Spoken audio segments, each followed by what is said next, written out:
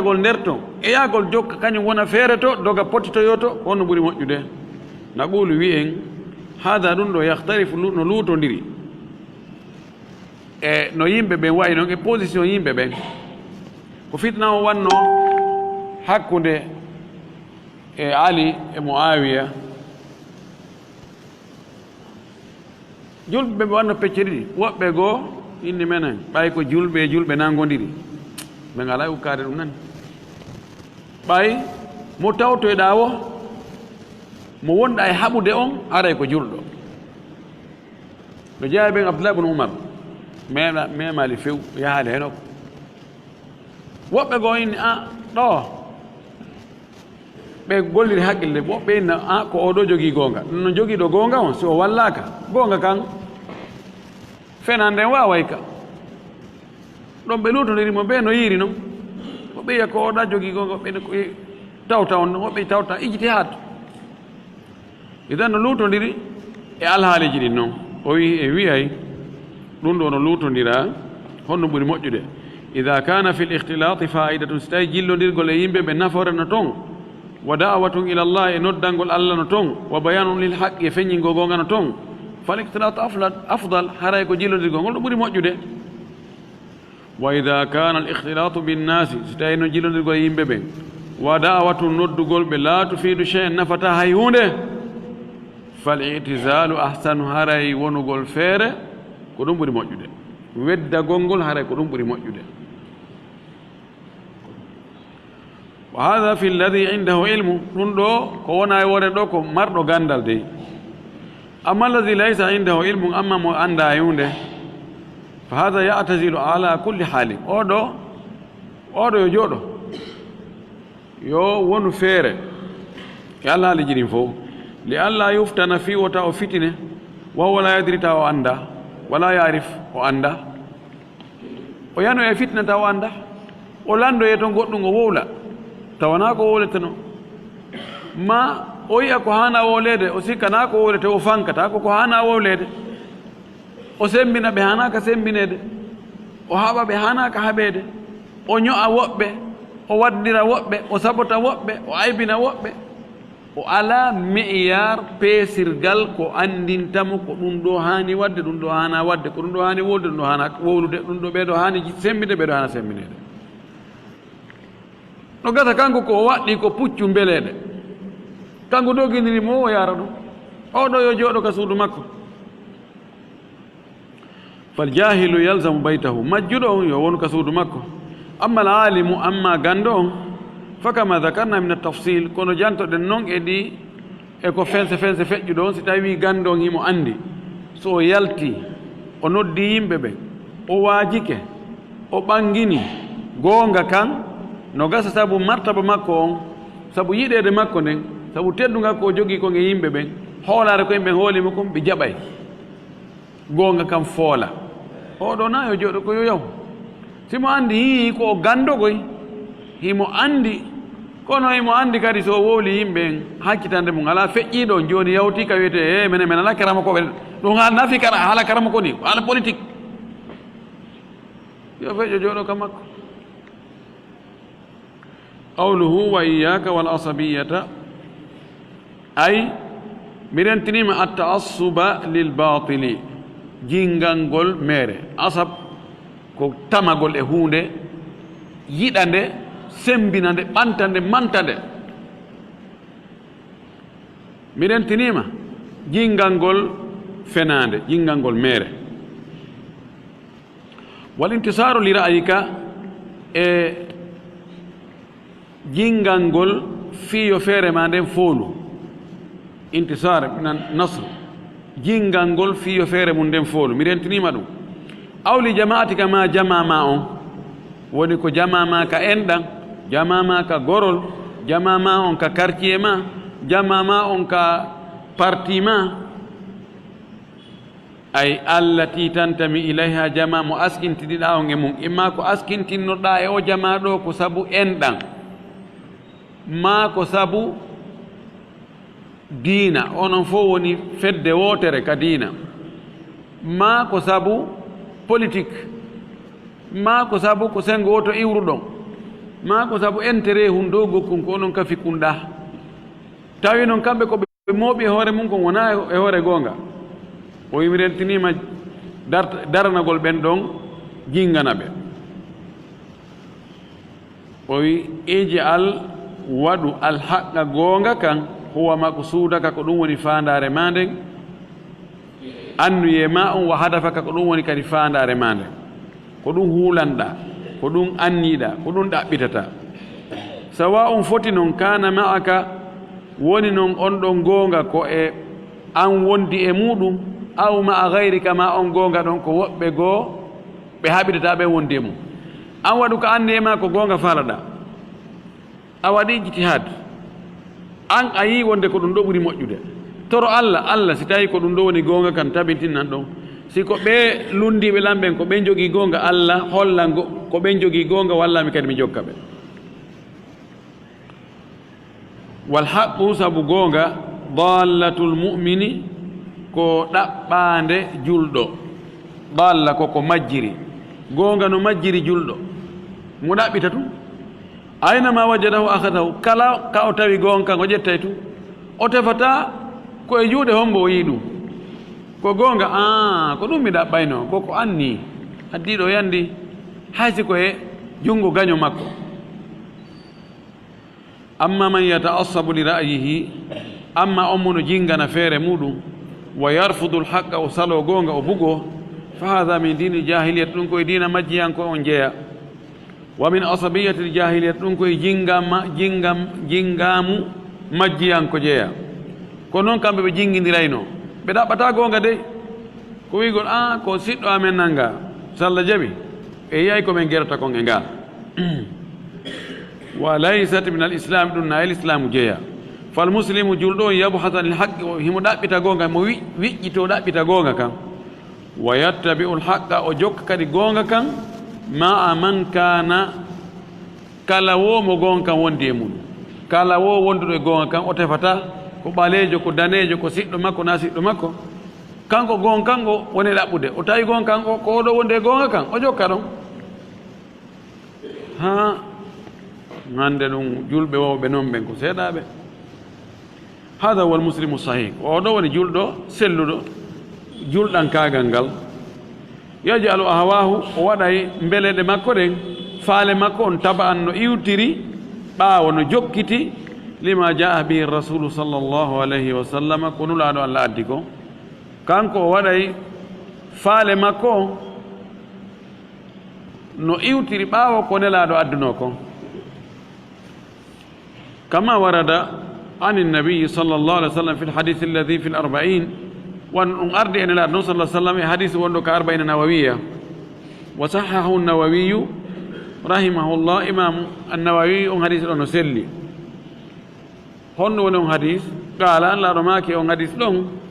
لا يؤمن أحدكم قد يموت قم دينتا قم دينتا بانغانغال تيجي تيجي وانغال hatta yakuna hawahu hata wambelede makko ɗen faale makko on woni taba an no jokkiti lima ji'tu bi ko mi addi ko ɗo on goɗɗo e mo wonta julɗo ko tawa faaleji makko ɗin no iwtiri ɓaawo ko mi addi ko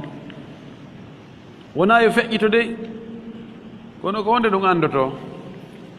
ko tuma ko on tigi faala kon e kon laaɗo addi kon luutondiri ɗon lawol musalam wa hada ɗum ɗo yusaddiquhu no goongina ɗum ɗo qawluhu ta'ala konngol ato ɗon ka o wi kullama ja'ahum rasulun bima la tahwa anfusuhum fariqan kadhabu wa fariqan yaqtulun tuma kala ari e maɓɓe nulaaɗo o addani ɓe ko wonkiji maɓɓe ɗin faalaka fedde goo e ɓennulaaɓe ɓe fenna ɓe fedde goo ɓe wara ɓe woɓɓe ina min jaɓal menen ko haalto ko fof ko mere ɗum ittatamen ko min woni ko minen o tawduɓe nge ɗum ɗo min jaɓanaali on ɓen ɗo nulaaɓe yetti allah ɓay ko ɗum hatta woɓɓe ko kamɓe warɓe annabi zakariya annabi yahya ɓe warɓe idan ɗum ɗo kala mo tawata ko faale mun jokki diina kan si feppondirali e faale makko kanko neɗɗo on feppondirali e intérêt ji makko poodnaali mo intérêt o jaɓata oɗo wayi wa ɓe feƴƴinooɓe sifaaɓe ɗo Allah dande wawgol no qawluhu wa kullu ma kana min qitalin bayna almuslimina ala dunya fa huwa fitna o wi alqitalu bayna almuslimina la yajuz hare hakkunde julɓe dagaki ka julɓe wartindira ka julɓe haɓa ka julɓe piira dagaki limada ko fi honɗum li anna dama almuslimi haramun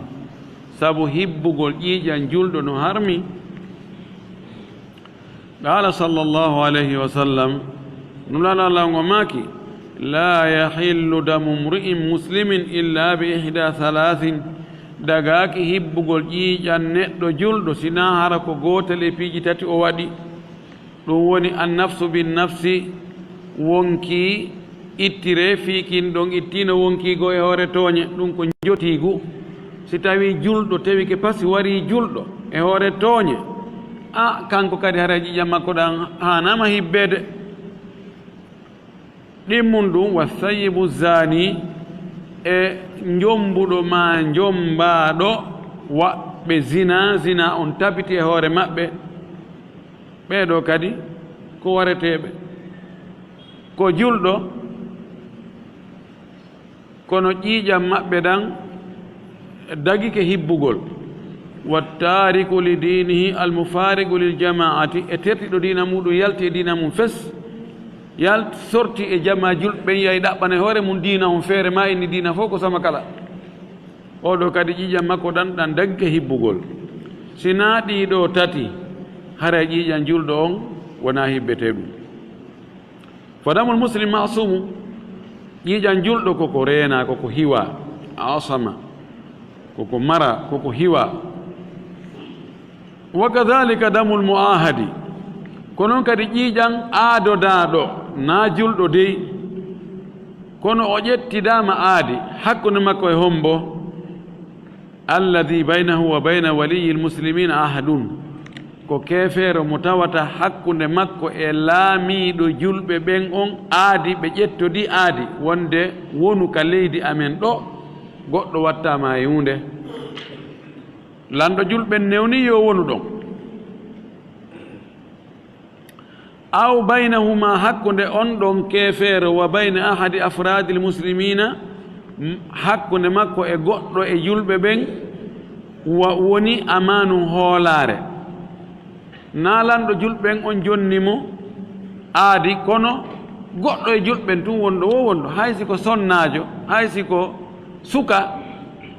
wi'imo hey a woni e ley hoolaare an goɗɗo wattama e hunde mi ƴettanima garanti oɗo haysi ko keefeero oɗo kadi ƴiiƴam mum hibbatake oɗo ƴiiƴam mum hibbatake fa innahu haramu dami bil ahdi sabu oɗo harmiri hibbugol ƴiiƴam muɗum sabu aadi ko aadode e lanɗo julɓen on wal amani ma hoolaare ko oɗate aad ƴettiri hoolaare yani julɗo ƴettanimo hoolaare afrad ko élément ɓe julɓe gooto wallahu jalla wa ala allah tedduɗo towuɗo mawɗo on himo wiya wala taqtulu nnafsa allati harrama allahu illa bilhaq wota on waru wonki harmuki allah harmini wargol sina e hoore goonga aman mi taɓa muahada wano joni chef de l'état on ali radiallahu anhu o inni miɗo faala wonde ɗo e nder balɗe miɗo faala ya holnan o inni mi holnima saydna ali aroy tawi o ka galle maɓɓe keefeero ka galle amin bandira makko inni mi jonnima hoolare goy ɗum gaynata on to maati o tawi ali waray o joni o doggi kisan o tawi nelaɗo o inni nelaɗo mi holni goɗɗo keefeero ali wi waraymo harmaki e o susata ɗum o wi ajarna man ajarti ya ummahani mo fattiɗo ma ha jaɓuɗa on menen kadi min jaɓi fattuye makko on o wayi ko joni ko menen o fatti tawi harlan ni ajarna man ajarti ya ummahani ɗum ɗo wiyete aman keefeero mo tawata julɗo ƴettanimo garanti jonnimo hoolare dagay ka julɗo goɗɗo goo yewta ɗum yaha warama sabu julɓe ɓen ko ɓe haani ko jogagol konngol tawa si on tigi wowli o firtata si o wowli e hoore goonga tawa goɗɗo go kadi firtantamo ɗum sabu na si tawi woni joni a ƴettani goɗɗo garanti hoolare mi ari mi wari on min kadi mi ƴettani goɗɗo goo hoolare janngo an kadi a waraymo ara e hakkude men ara e hoolare ala ande kadi ɗum waɗi ɓeeɗo wawɓe no naaɓe wareteɓe wa nafsu lati harrama allahu wonki ki allah harmini wargol kin hiya woni kin an nafsul muminatu ko wonki gomɗinki awi nafsul muahadatu ma wonki aadodaki hakkude mum e julɓe ɓen awil mustaamanatu ma wonki holnaki ki julɓe ɓen ƴettani ɗum hoolare garanti hadihi nafsu allati harrama allahu ko kiiɗo wonki ki allah harmini allah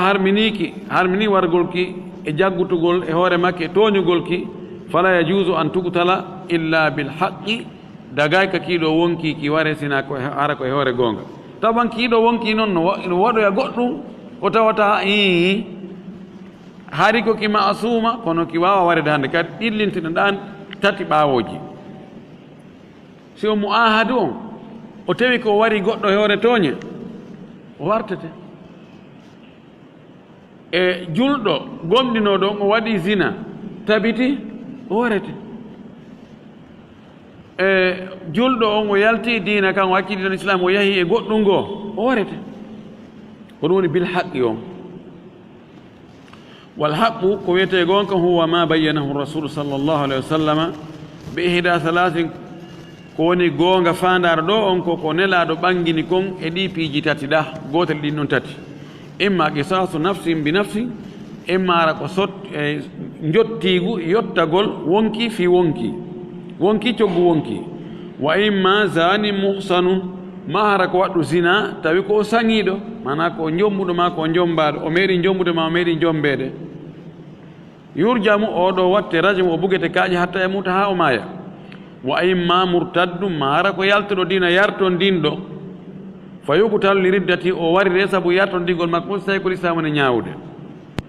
hada alladi yubihu dama almuslimi ko ɗum ɗo woni ko daginta hibbugol ƴiiƴan julɗo wa ma ada dhalika ko wona ɗum ɗo fa inna dama almuslimi tabiti wonde ƴiiƴan julɗo on haramun no harmi hibbugol ida kana hunaka